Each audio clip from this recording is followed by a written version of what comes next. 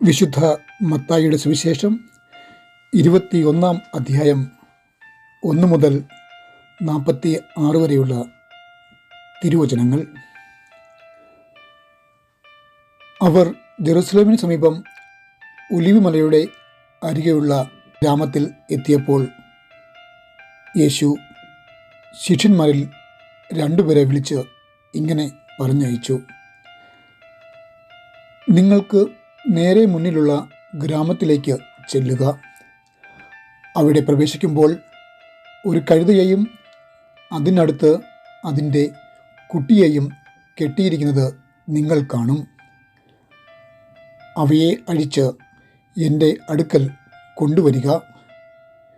ഇതേക്കുറിച്ച് നിങ്ങളോട് ആരെങ്കിലും ചോദിച്ചാൽ, കർത്താവിന് ഇവയുടെ ആവശ്യമുണ്ട് എന്ന് അയാളോട് പറയൂ. അപ്പോൾ തന്നെ അവയെ കൊണ്ടുപോകാൻ അയാൾ നിങ്ങൾക്ക് അനുവാദം നൽകും. സിയോൻ പുത്രിയോട് പറയുക: ഇതാ, നിന്റെ രാജാവ് നിന്റെ അടുത്തേക്ക് വരുന്നു.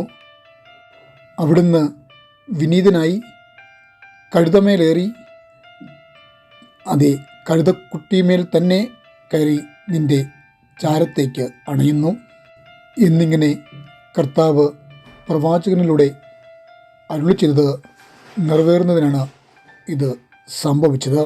ശിഷ്യന്മാർ ചെന്ന് യേശു തങ്ങളോട് കൽപ്പിച്ചതുപോലെ തന്നെ ചെയ്തു.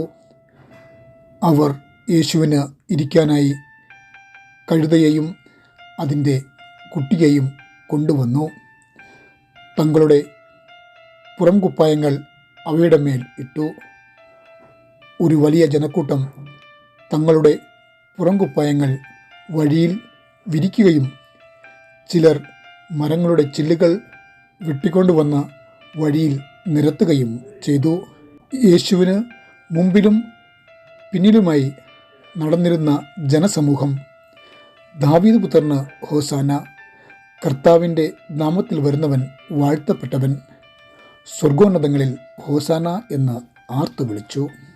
യേശു ജെറുസലേമിൽ പ്രവേശിച്ചപ്പോൾ നഗരം ആകെ ആർത്തിരമ്പി. ആരാണ് ഇദ്ദേഹം? ജനം ചോദിച്ചു. കൂട്ടത്തിൽ ചിലർ ഗലീലയിലെ നസറത്തിൽ നിന്നുള്ള യേശു എന്ന പ്രവാചകൻ ആകുന്നു എന്ന് ഉത്തരം പറഞ്ഞു.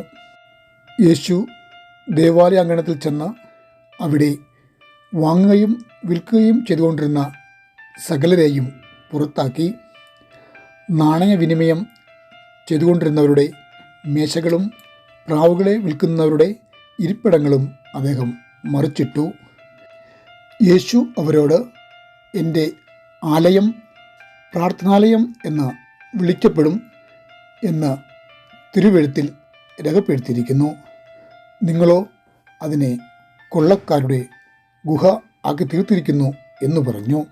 യേശു ദേവാലയാങ്കണത്തിൽ ചെന്ന് അവിടെ വാങ്ങുകയും വിൽക്കുകയും ചെയ്തുകൊണ്ടിരുന്ന സകലരെയും പുറത്താക്കി. നാണയവിനിമയം ചെയ്തുകൊണ്ടിരുന്നവരുടെ മേശകളും പ്രാവുകളെ വിൽക്കുന്നവരുടെ ഇരിപ്പിടങ്ങളും അദ്ദേഹം മറിച്ചിട്ടു. യേശു അവരോട്: എൻ്റെ ആലയം പ്രാർത്ഥനാലയം എന്ന് വിളിക്കപ്പെടും എന്ന് തിരുവെഴുത്തിൽ രേഖപ്പെടുത്തിയിരിക്കുന്നു. നിങ്ങളോ അതിനെ കൊള്ളക്കാരുടെ ഗുഹ ആക്കി തീർത്തിരിക്കുന്നു എന്ന് പറഞ്ഞു. അന്ധരും മുടന്തരും ദേവാലയത്തിൽ യേശുവിൻ്റെ അടുക്കൽ വന്നു. അവിടുന്ന് അവരെ എല്ലാവരെയും സൗഖ്യമാക്കി.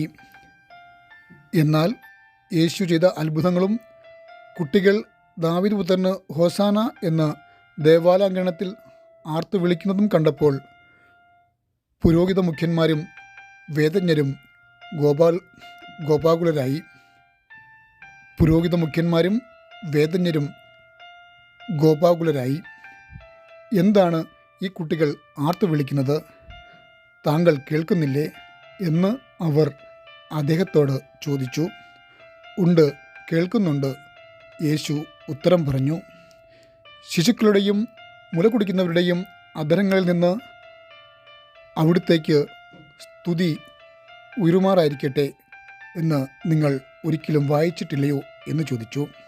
അതിനുശേഷം യേശു അവരെ വിട്ട് നഗരത്തിന് പുറത്തേക്ക് പോയി രാത്രിയിൽ അവിടെ താമസിച്ചു.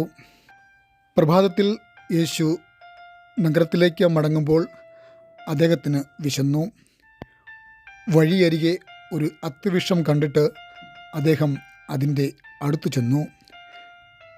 എന്നാൽ അതിൽ ഇലയല്ലാതെ ഒന്നും കണ്ടില്ല.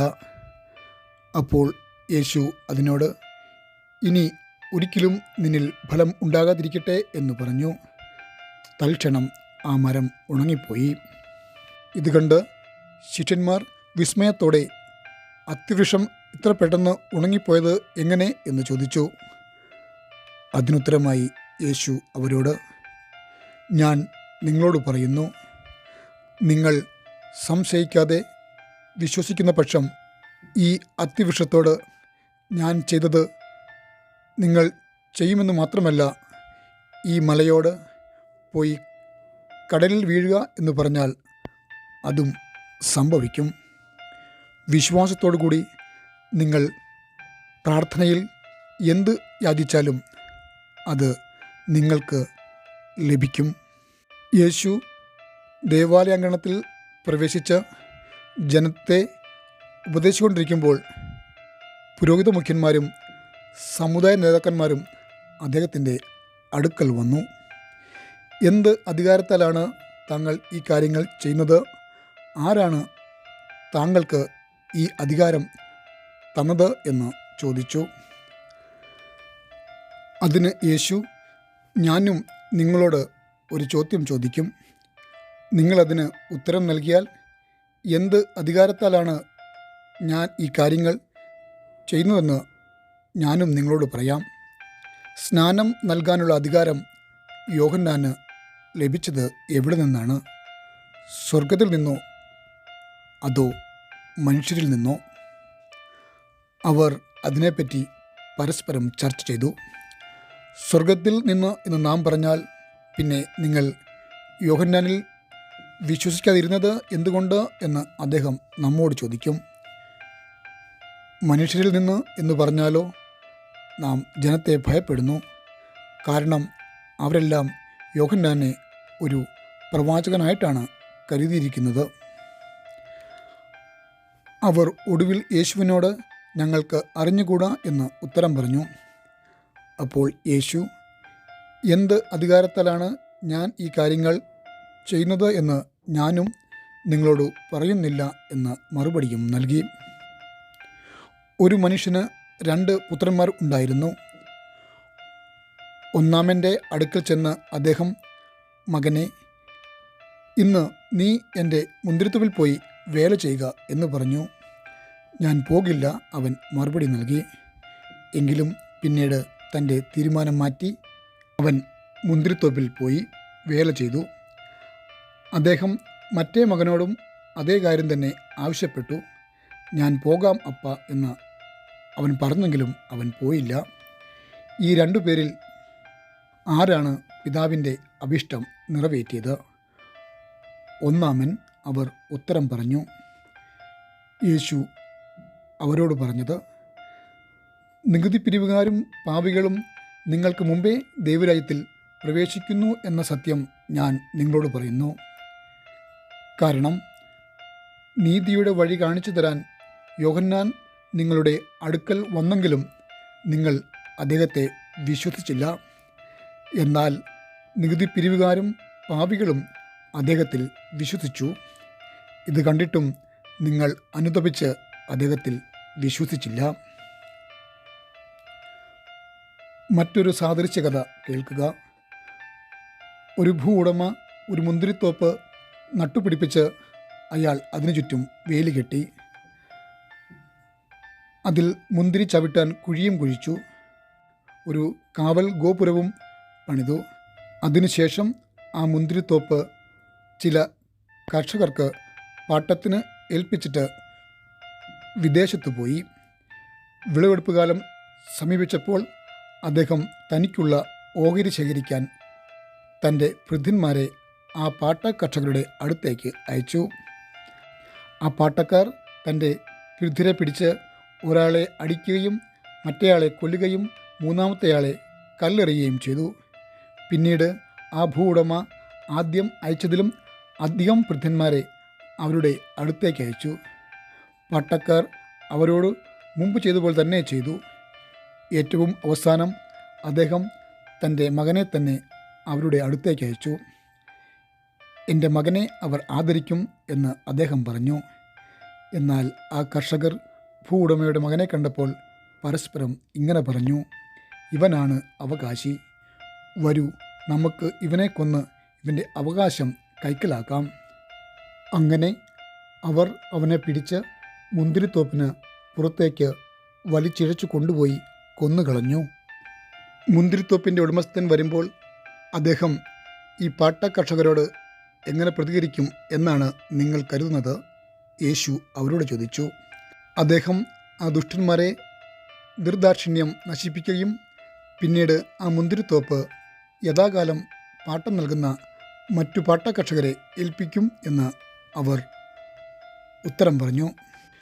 യേശു അവരോട് ചോദിച്ചത്: ശില്പികൾ തിരസ്കരിച്ച അതേ ശില തന്നെ മൂലക്കല്ലായി തീർന്നിരിക്കുന്നു എന്ന് തിരുവെഴുത്തിൽ നിങ്ങൾ ഒരിക്കലും വായിച്ചിട്ടില്ലേ? അതുകൊണ്ട് ദൈവരാജ്യം നിങ്ങളിൽ നിന്ന് എടുത്തുമാറ്റി ഫലം നൽകുന്ന മറ്റൊരു ജനതയ്ക്ക് നൽകും എന്ന് ഞാൻ നിങ്ങളോട് പറയുന്നു. ഈ കല്ലിൽ മേൽ വീഴുന്നവൻ താഴ്ന്നു പോകും. ഇത് ആരുടെ മേൽ നിപതിക്കുന്നുവോ അയാൾ തരിപ്പണമാകും. യേശു ഈ സാദൃശ്യ കഥകൾ തങ്ങളെക്കുറിച്ചാണ് പറയുന്നത് എന്ന് മനസ്സിലാക്കിയിട്ട് പുരോഹിത മുഖ്യന്മാരും പരീശന്മാരും അദ്ദേഹത്തെ ബന്ധനസ്ഥനാക്കാൻ മാർഗം ആരാഞ്ഞു. എന്നാൽ ജനം അദ്ദേഹത്തെ ഒരു പ്രവാചകനായി പരിഗണിച്ചിരുന്നതിനാൽ അവർ ജനക്കൂട്ടത്തെ ഭയപ്പെട്ടു. നമ്മുടെ കർത്താവായ മിശിഹായ്ക്ക് സ്തുതി. ആമീൻ.